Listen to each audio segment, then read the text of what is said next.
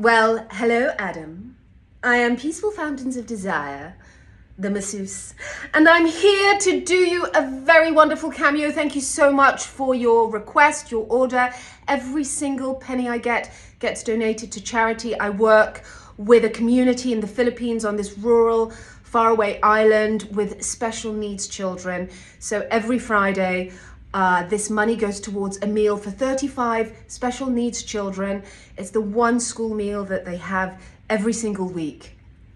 And I'm extremely grateful because it's people like you that keep this going, and it is such a pleasure for me to do this. I love it. You know, 22 years ago when I was on the 007 stage with Pierce Brosnan, I never imagined that 22 years later, I would be still living the Bond girl, Peaceful Fountains of Desire character and doing things like this. So can you guess what I'm wearing today? So this is a bit of a treat. I've only worn this once for an event last August. I found it in a thrift shop last summer. I've been looking for this dress for 22 years because the last time I saw it was when I played Peaceful Fountains of Desire, and I got an exact copy. It's a copy. The original is somewhere in the James Bond vault. So I've got the exact copy, and look. Ooh, I am Peaceful Fountains of Desire. I haven't got full hair and makeup, but I did do a little I did do something. I usually have I should have like a long hair piece. I have minimal makeup, but I do have the earrings. But I thought you might like that. This is the first time I am wearing this dress for a cameo, so it's an extra special treat. I'm glad you liked my role as Peaceful Fountains of Desire. And I've got lots of stories. I'll try and keep it not too long. I wanted to also tell you, ask me what's my favorite Bond movie. So I grew up with Roger Moore as my I grew up as Roger Moore as my Bond.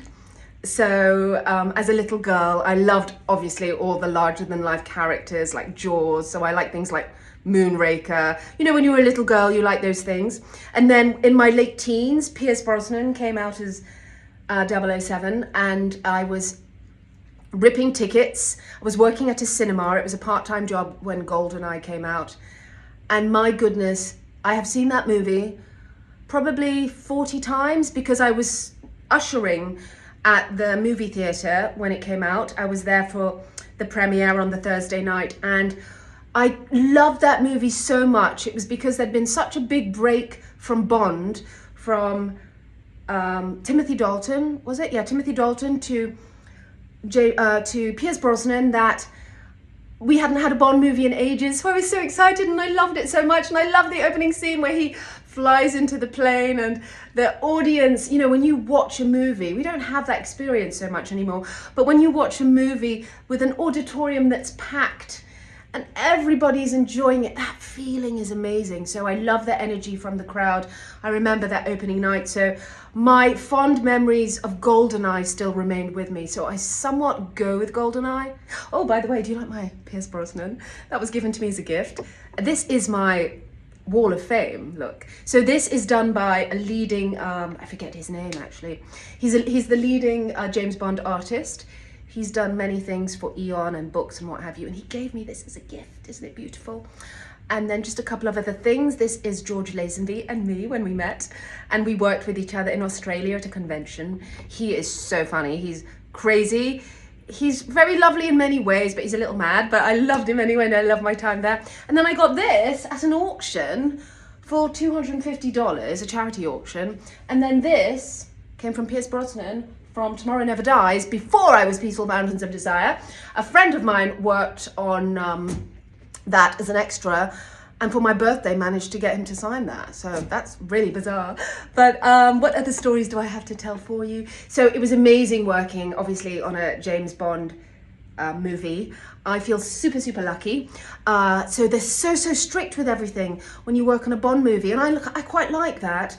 I like that it's very serious and strict and everything is so perfect. Everything, the quality of the wardrobe, people, the hair and makeup, the set design, everything is to the top level. It's really, really wonderful. But they're so strict that you obviously can't take anything with you, you can't photograph anything, you can't film anything, any script, any little piece of paper, you have to return everything. They really count everything, and I am such a goody two-shoes that I'm so scared to do anything. Like, I could have easily have taken the little script I had, but I just didn't want to. I didn't want to get into trouble. I was like, no, they might cut me out of the movie for doing that. I obviously couldn't take the dress because that's in the 007 vault, along with the shoes and the hairpiece, and the gun actually, sadly enough, went on sale. I wish I'd bought it. It got stolen and it got destroyed. That's a long story. Anyway, but one thing I did take from the 007 stage, from my dressing room, after I had derobed and put on my clothes, Lindy Hemming, who is the costume designer, wanted everything returned to her. So I returned the dress and the shoes and everything, and I returned to her the stockings I wore. And the stockings got featured, actually, because, as you know, Pierce Brosnan lifted up the skirt to reveal the gun. So I gave her back the stockings, and I saw she threw the stockings into the bin. And guess what? As I was leaving, I actually left the room, and I was like, I need to go back and get those stockings. I do need a little memento from my experience on the Bond movie. And I still have those stockings today. Here they are. Da-da-da. These are the stockings I wore in Die Another Day. And these are the stockings I wore because I had a different pair of stockings every single day. These are the stockings that I wore on the day that these were featured, where the gun was featured. So I'm really, really happy I have these. These are my little memento. So I do plan on getting it framed and putting it done quite nicely, you know, with a picture of my legs and what have you. So that's quite cool, isn't it? I quite like that. Another thing, let's see. So I went to the premiere and they give you an amazing goodie bag. And if only I'd kept the goodie bag intact, I probably could have sold it for about £5,000, like someone did a couple of years ago on eBay or on one of these websites. I don't think it was 5,000. I think it was something like 2,500. I think I exaggerated. But I do have many of the things that were in the goodie bag. For example, I have this. Look at this. Isn't this so nice? Look. Yes. I've got this, and I've never ever opened it. So that's cool. I should really maybe protect it. It's looking pretty good. And then in the goodie bag, they also had these. So look, it's a Swarovski crystal. There's 2 of them in here. So that was really fun to get, because I don't remember what movie it was. I think it might be Octopussy. I always remember there was a movie, a James Bond movie, where Roger Moore is kissing some girl's belly, and then he steals like a little diamond that's in it. I think it's a diamond. And for some reason, I think these 2 go, right? That and that go. So that's really cool. I got my memory from my Roger Moore movie. I think it's Octopussy. You would know best.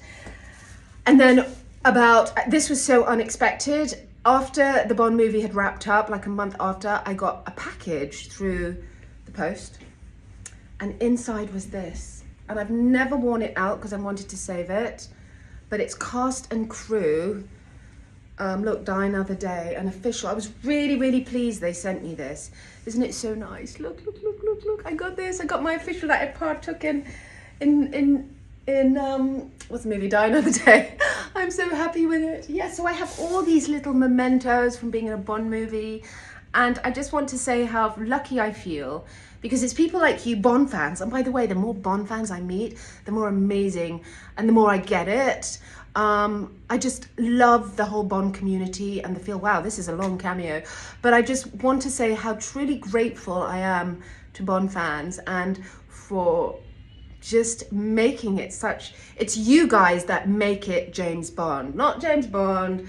Not, you know, obviously the stories are great and Ian Fleming did a fabulous job with the character, but you guys keep it alive, and I love you guys so much. So thank you so much. I hope this isn't too long, but I really appreciate it, Adam. And for some reason your name sounds familiar, so I wondered if we'd ever connected or if I'd ever met you before. But anyway, have a beautiful day. Bye.